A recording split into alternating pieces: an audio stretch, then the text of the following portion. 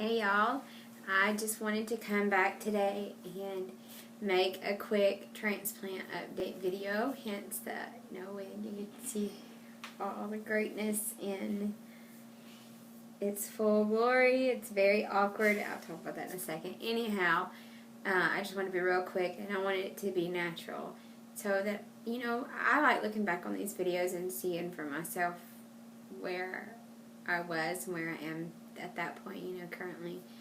So, yesterday, Monday, November the 17th, I had a checkup with not my transplant doctor, but my regular oncologist, hematologist, in Atlanta.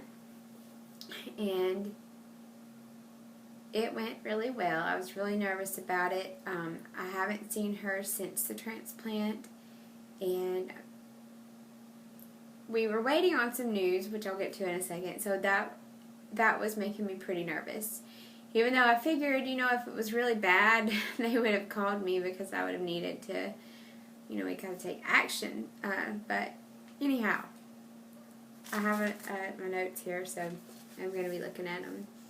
So we were waiting on the final report of 2 test results at, I believe, 90 days.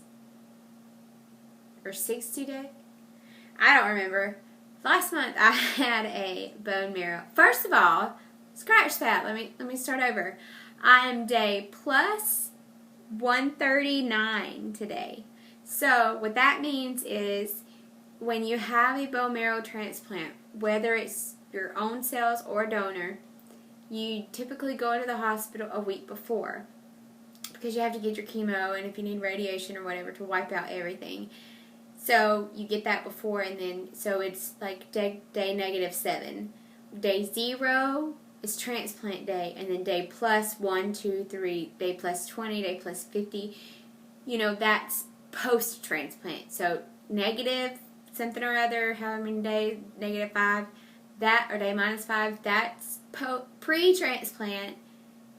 Day plus 100 is post-transplant. I'm trying to get this right. It's a little bit of a tongue twister. So anyway, I am day plus 139 today, which is wonderful because I wasn't sure I would ever see this. Tomorrow it will be 4 months since transplant. I thank God for all He has done because He's brought me a mighty long way. So we were waiting on, back in October, I had a bone marrow test, a bone marrow biopsy, a spinal tap, which they draw spinal fluid off of your spinal column to test to see if there's any leukemia cells present. And then they did some more tests to check how well I was accepting the donor cells and things like that. So the verdict was they still haven't gotten the final, I cannot remember the name of it, but it's like the DNA test to see how much of my donor's DNA I have versus how much my DNA I have. Because you want to be, you ideally want to be 100% donor. You don't want to have any of your stuff anymore because it doesn't work. You want to be 100% donor, but even just 80% donor would be great. But we just don't know at this point. Everything else, though, looks really great. My blood counts are great. The bone marrow biopsy results and the spinal tap results, which I'd already gotten the spinal tap results, but the bone marrow biopsy results are all clear. As of then, there was no APL leukemia cells anywhere to be detected. That doesn't mean that they're not there. They could be hidden away, but it doesn't appear to be. In other words, I'm cancer-free, which is a wonderful thing to hear come out of my mouth. But so that was it. The DNA is not back yet. The bone marrow is clear. I'm day plus 139, or 4 months out.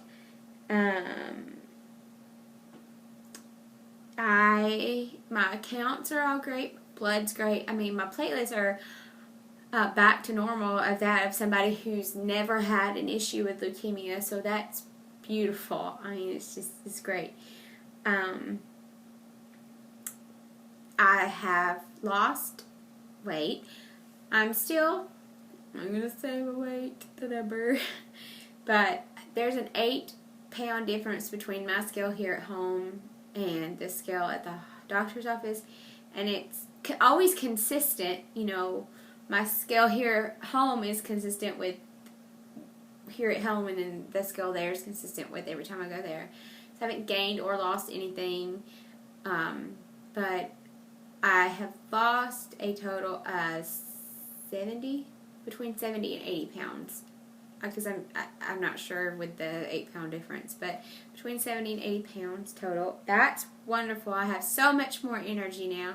I can get out and do so much more. My back problems and hip problems, they're not gone. They're still present, and they still come up, but I'm aware of them. I know what's going to trigger it. Like if I bend to the side and try to lift something up, I can't do that. But last week I was able to bend over and clean my bathroom, which is a big no-no, so I don't want to hear it from anybody who says, you're not supposed to do that. I'm not, but I did because I have a house to take care of, and that's just how it's going to be, and nobody better say anything to me about it, is what I told the doctor yesterday. So anyhow, I'm just doing really great at getting around with the girls. It's wonderful. I don't think there's anything else really. My taste buds are all back to normal, which is great. Kinda. I'm eating like a horse, but I hadn't gained weight, so that's really good.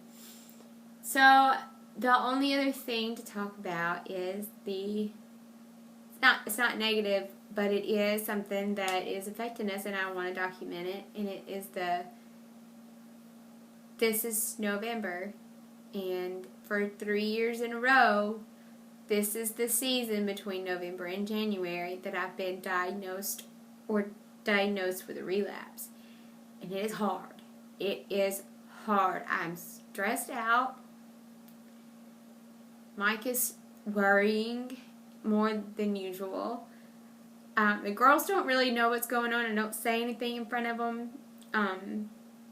They just know that things are going great, and that's all they need to know. They're only 7 and 4.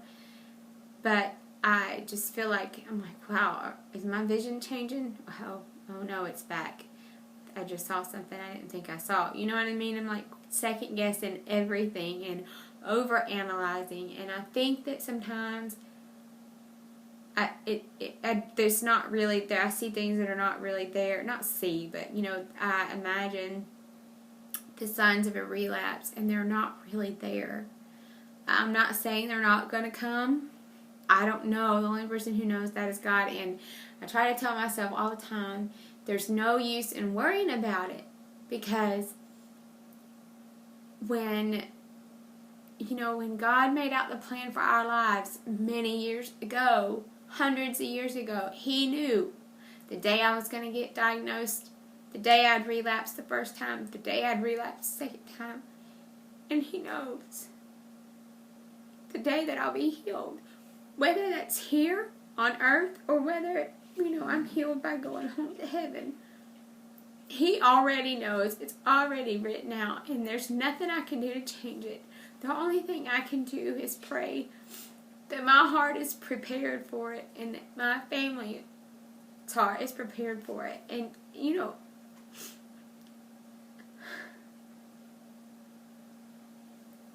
I feel like each day that you wake up is such a blessing, and nobody knows if they're going to have another one tomorrow. They don't know. I could relapse again on January the 6th, like I have 2 years in a row. But also, it could be Mike's time to go. It could be your time to go. What's important is that we make use of each day that's here, and that you're ready to go spiritually. That you're ready to say, okay, Lord, I'm ready to meet you. I don't want to leave my family, but if this is your will, then I want my heart to be ready so that, I'm going to heaven. You're going to say, well done, my good and faithful servant. Welcome in, child, well done. And you're not going to say, turn away from me. You're not allowed in here. You haven't done anything for me. So I'm really trying to, it's a huge, I don't know what you'd call it, like, not burden, but it's a huge lesson. It's like I'm living one big object lesson on learning how to depend on God more, because I'm a pretty independent person and I don't like to have to depend on other people. But it has really humbled me and really taught me that sometimes you got to be completely broken down to wait. Sometimes God can use you, and I'm not giving myself any glory, but God can use you to be a tool to wake other people up, to get them in the place that they need to be. And also yourself. He can also use it for yourself. You know, like, hey now, you need to wake yourself up. I am tired of you acting the way that you do. And anyway, people laugh when I say that I'm thankful for this journey, but I really am. I really am, and I would still do it all over again, just the way that it's all happened, even though it's miserable and it's not fun, and I would much rather, not have had to go through it, but it has made me a better person. It's made me a better wife, mama, daughter, friend, Christian. I mean, it's really helped my family a lot. So that's enough of the negativity and sadness, but anybody that's going through this knows it's a journey, it's a process, and I appreciate your prayers and hope that you continue to pray for me. But for right now, everything is good. I hope y'all have a great day. I'm not sure when this video is going to go up. Today is Tuesday, but I'm not sure when it's going to go up. But I hope y'all have a great day, and I will see you again soon. Bye.